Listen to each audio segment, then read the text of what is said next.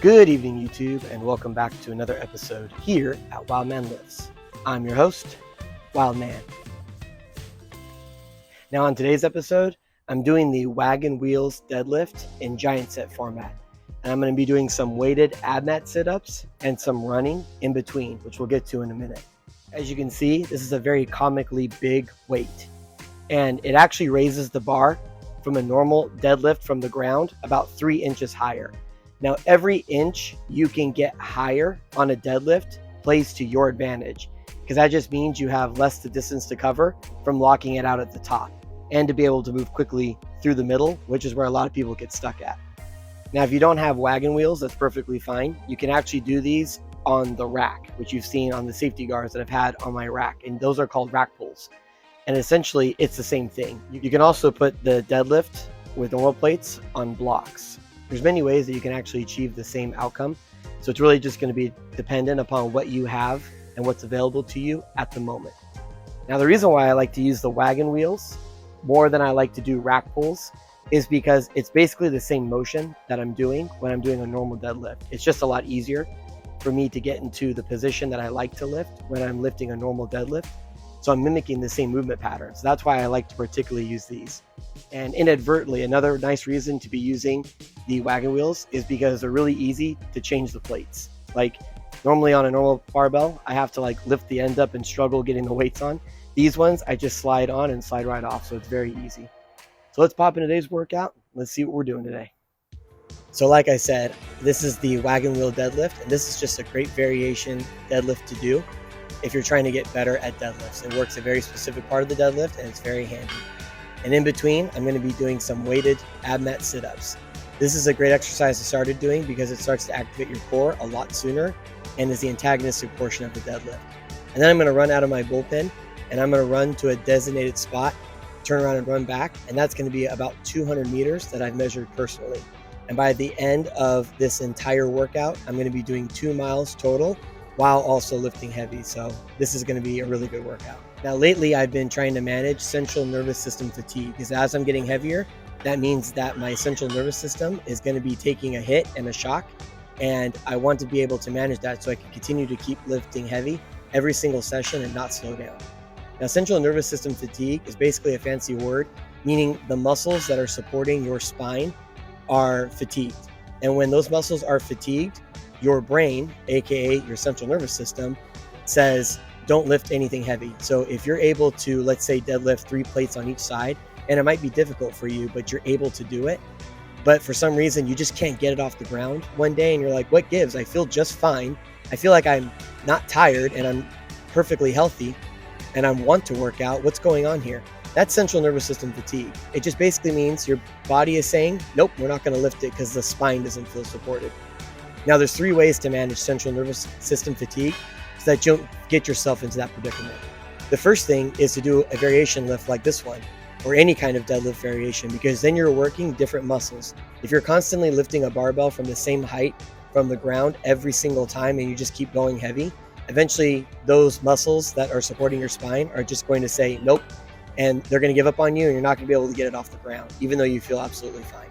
But if you vary the lifts every week, such as rack pulls or with chains, or using a different kind of bar like a trap bar or an axle bar, then you're working different parts of the muscles that work your spine and not the same ones all the time.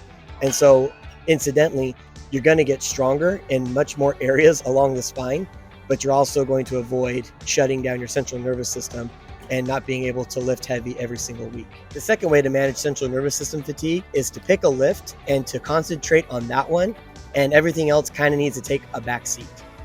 So right now I have a specific goal and a specific weight that I want to hit on the standard deadlift. So I have been pacing myself and working my way up very carefully, but that means lifts like my back squat are starting to suffer. Because I've hit my 1 rep max for a back squat before, which is 455 pounds. That was the weight that I wanted to hit. But if I was working on that goal right there and the deadlift, one of those lifts are going to suffer, or both of them are going to suffer due to central nervous system fatigue. So it's smarter just to manage it. So back squat has been taking a back seat. I've been lifting less weight, so that way when I get to my deadlift days, I'm ready to go and my posterior chain isn't exhausted, and neither are my legs. And the third thing to avoid central nervous system fatigue, which everybody's going to absolutely hate if you're like me and you're a go-getter and an avid weightlifter, is you got to manage your recovery. You got to make sure that you give your body time to recover from heavy lifting. You got to make sure that you're eating right and you're taking the right supplements.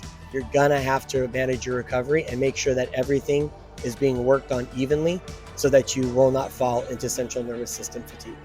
Now we're coming up to my top set. So this was the weight that I was kind of nervous about because this is going to be the most amount of weight on that bicep since my surgery. This is going to be 455 pounds with the Wagon wheels. And yes, it's a lot harder to do from the ground, but this is still a very difficult movement to do, even with a 3-inch handicap. And you can see it just flies up. I was super excited about this. This felt very good, and I felt like I was in control the whole time. Super powerful and super explosive. So this went better than I anticipated. And the best part is I'm getting this strong while maintaining my conditioning as well, because you'll recall a couple videos ago when I was doing a lot of conditioning, I was super tired. And during this session, I was feeling very good. I was feeling like I can continue to go and push even harder than what I was doing now. So that went exceptionally well. I was feeling a little pain in my right knee, and that just could be from the leg press machine that I've been doing lately. The leg press machine really carries over into the deadlift and your back squat, so it's a great movement to do, but it is a little hard on my right knee. So I kind of had to pay attention to that, but I think doing this in giant set format with the running at an easy pace and doing the weighted ab mat sit-ups actually got some blood flow to my knees, and so it's feeling really good right now.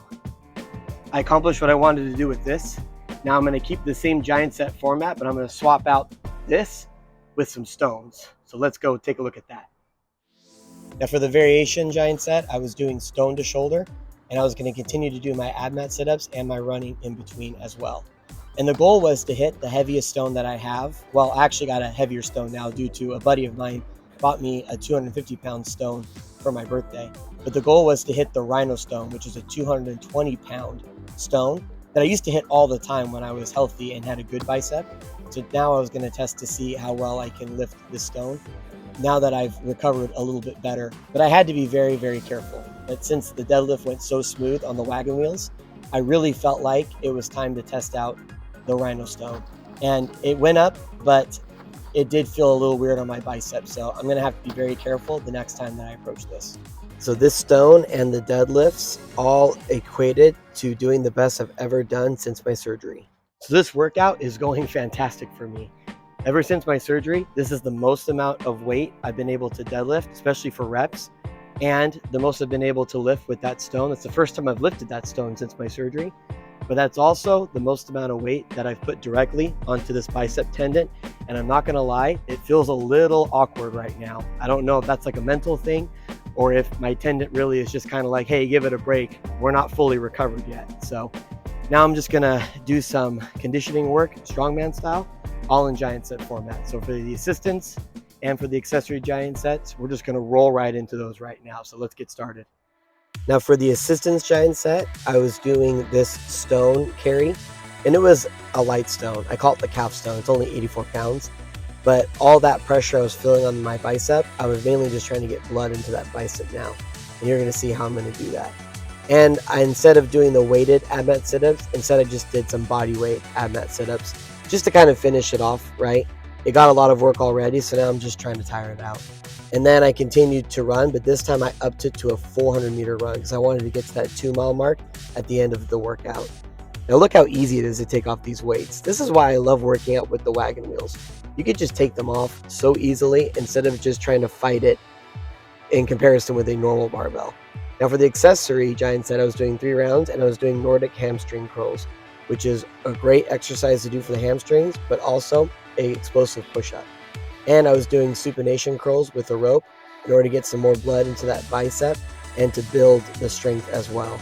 And I was doing my most famous hitchhikers to make sure that my shoulder stability is good and healthy, so I won't have any shoulder impingements in the future. All right, so we've come to the end of the workout, and I must say, we lost some daylight. It's now nighttime, but it feels really good right now, and this is the best that I've ever done. I've never been able to lift that much weight before and do this much conditioning and feel this good. So I'm definitely on the right track. I'm managing my central nervous system fatigue quite well, so that way I can able to improve on the deadlift the way that I want to and achieve the weight that I'm looking to hit. Thanks for joining me this evening, and I'll see you next time. Thank you.